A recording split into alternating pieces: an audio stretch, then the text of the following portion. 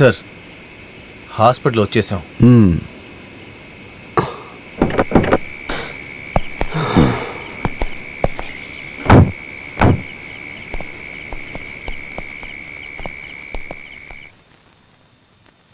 అది మరణ పడక అని కూడా చెప్పొచ్చు. ఏ క్షణమైనా ఏమైనా జరగచ్చు.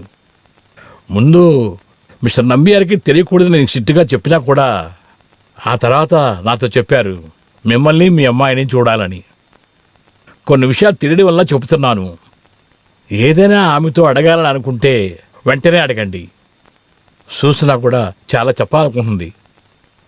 ప్రాణం ఉండగానే సంతోషాన్ని ఇవ్వాలి, వదిలిపోతే ప్రశాంతత కావాలి.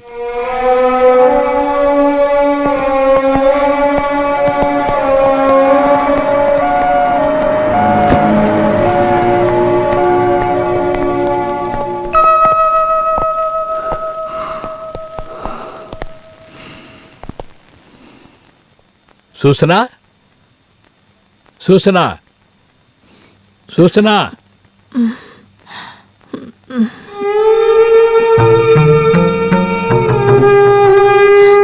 ఎవరొచ్చారో చూడు.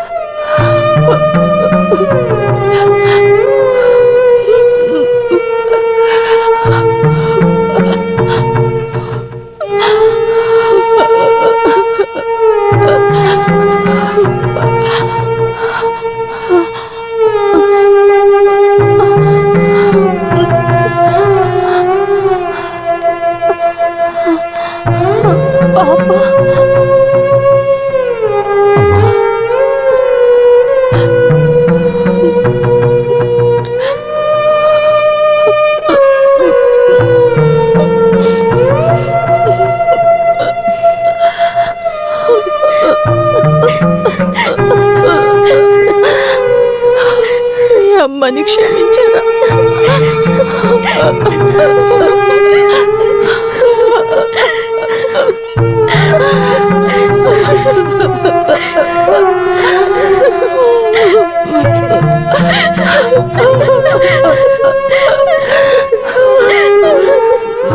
నువ్వు నాతో అమ్మ నాన్నక్కడే ఉంటాడు. అమ్మాయిని మా ఇంటికి తీసుకెళ్తాను. నిజానంగా రండి. నేను బురదా కాలనీనే ఉంటున్నాను, నంబర్ 10.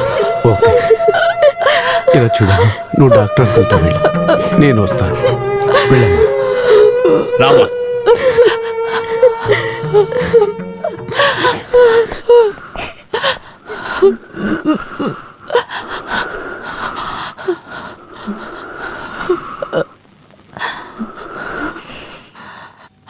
నిన్ను చూడాలని నేను 4-5 సార్లు సెంట్రల్ జైలుకి వచ్చాను. కానీ అప్పుడు నన్ను చూడ్డానికి నువ్వు ఒప్పుకోలేదు.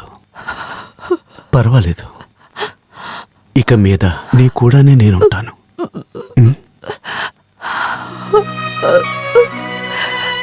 నన్ను ఇలా చూసాక మీరు అడిగే ప్రశ్నకి సమాధానం చెప్పే శక్తి నాకు లేదనే మిమ్మల్ని చూడకూడదు అనుకున్నాను.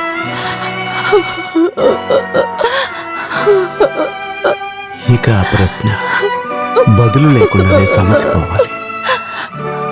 నువ్వు లేని ఎన్నాళ్ళు మోసమైన ఈ 12 సంవత్సరాలు నాకు ఎన్నో సమాధానాలు ఇచ్చాయి. లేదు, మీరు అన్నీ తెలుసుకోవాలి. లేదంటే నన్ను నా కుటుంబాన్ని కాపాడిన నా భర్తకి నేను చేసేటువంటి అతి పెద్ద ద్రోహమే అవుతుంది.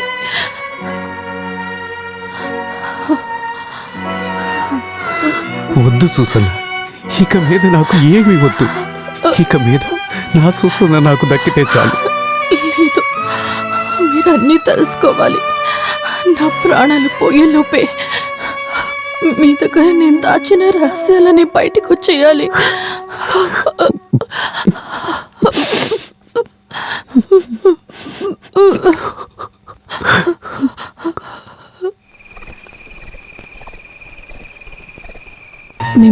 పాపని దూరం చేసుకుని జైలుకి వచ్చిన తర్వాత 7-8 ఏడుస్తూ గడుపుతూ తర్వాత ధైర్యంకొచ్చాను. ఎప్పటికీ మీరు తెలుసుకోకూడదనుకున్న విషయం ఈ డైరీలో రాయడానికి నాకు కాస్త ధైర్యం వచ్చింది.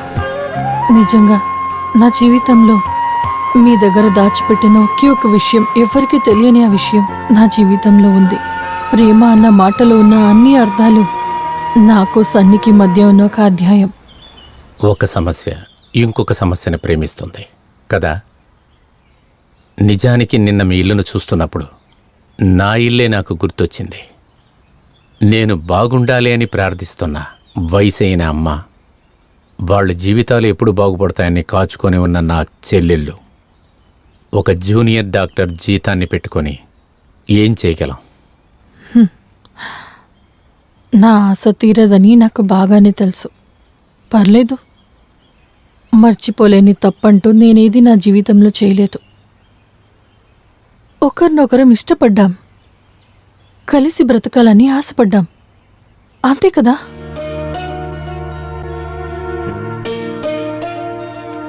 నా మనసులో నీ గురించి ఎప్పటికీ మంచి ఆలోచనలే ఉంటాయి.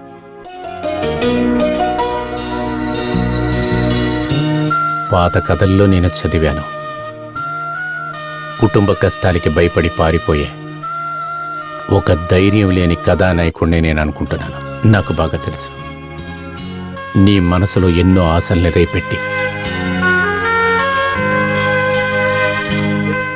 ఆ తర్వాత మేమెప్పుడూ ఒంటరిగా కలవలేదు.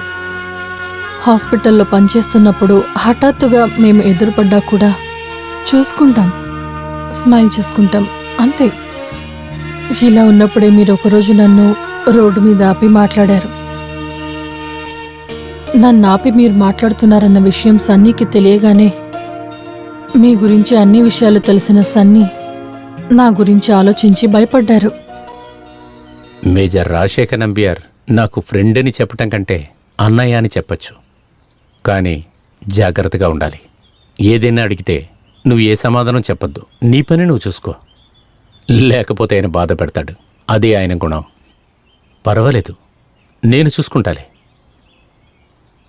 తర్వాత సీరియస్గా లవ్ చేస్తున్నారనే విషయం తెలిసాక సన్నీని మిమ్మల్ని పెళ్లి చేసుకోమని నన్ను పట్టుబట్టి ఒప్పించారు. నాకిప్పుడు పాత ప్రేమికురాలి జీవితాన్ని బాగు చేసే ఛాన్స్ మాత్రమే నాకు దొరకలేదు. ఒక అన్నయ్యలాగా ఒక తండ్రి బాధ్యతని నాకు ఇచ్చినట్లుగా ఉంది. నువ్వు బాగా జీవించటం, దాన్ని నా కళ్ళతో చూస్తే చాలు. అందుకోసమే నేను ఇప్పుడు నీకు ఇలా చెప్తున్నాను. ఈ పెళ్ళికి నువ్వు ఒప్పుకొని తీరాలి. రాజన్న గతం చెత్తగానే ఉండుండొచ్చు, కానీ ఇప్పుడు అలా కాదు. మనస్ఫూర్తిగా ఆయన నిన్ను ప్రేమిస్తున్నారు. నువ్వు ఈ పెళ్ళికి ఒప్పుకున్నావంటే నువ్వు మాత్రమే కాదు, మీ కుటుంబం మొత్తం బాగుంటుంది. అది నేను గ్యారంటీ. దీనికి నువ్వు ఒప్పుకొనే తీరాలి. నీ మౌనం అది సమ్మతమనే నేను అనుకుంటున్నాను. నువ్వు బాగుంటాం చూడాలని నాకు ఎంతో ఆశగా ఉంది.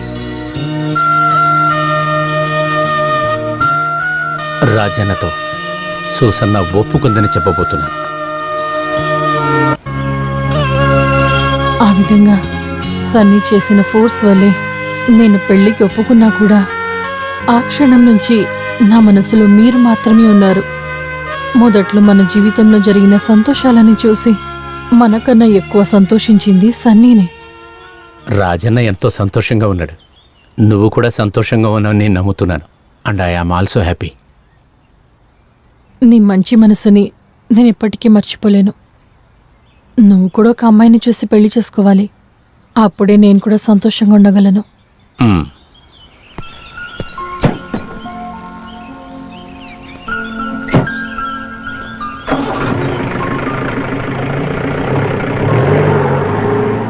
ఇంతవరకు సన్నీ ఒక్కసారి కూడా ఇలాంటి పర్సనల్ విషయాలు మాట్లాడిందే లేదు. కానీ మన కుటుంబంలో గొడవలు అనుమానాలు వచ్చినప్పుడు నేను అన్ని విషయాలు మర్చిపోవాలని అనుకున్నా కూడా మీరే అన్ని సన్నీకి చెప్పేశారు. మనకన్నా ఎక్కువ బాధపడింది సన్నీనే. మన సంసారం చెడిపోకూడదని సన్నీనే ఎప్పుడూ తాపత్రయపడుతూనే ఉంటారు. దీన్నే పిచ్చి అంటారు. తనకున్న బాధని అవతలోళ్ల మీద నెట్టేయటమే దాన్ని పిచ్చి అంటారు. పర్వాలేదు, అంతా మారిపోతుంది సూసన్న. అంతా అన్నయ్య అర్థం చేసుకుంటాడు. ఎలాంటి తప్పు చేయని నన్ను ఇలా అనుమానించడం నేను తట్టుకోలేకపోతున్నాను. తట్టుకోవాలి, అంత క్షమించాలి. రాజన్నయ్య మాత్రం మారలేదు. ఒక కుటుంబంలో ఉన్న వాళ్ళు అందరూ మారారు. తట్టుకొని ఉండాలి. రాజన్నయ్య అర్థం చేసుకునేటట్టు నేను ఏదైనా చెప్పి చూస్తాను. అంత సరిపోతుంది సూసన్న, సర్దుకుపోతాయి. అన్నీ బాగైపోతాయన్న నమ్మకాన్ని కోల్పోయి మీరు మనం విడిపోదామని నాతో అన్నప్పుడు నా మనసు ముక్కలైపోయింది. అమ్మకి ఒంట్లో బాలేదని మీరప్పుడు ఊరికెళ్ళారు. ఎవ్వరూ లేకుండా అనాథనైపోయినట్టు అనిపించిన సమయంలో నేను వేరింకేది ఆలోచించలేకపోయాను.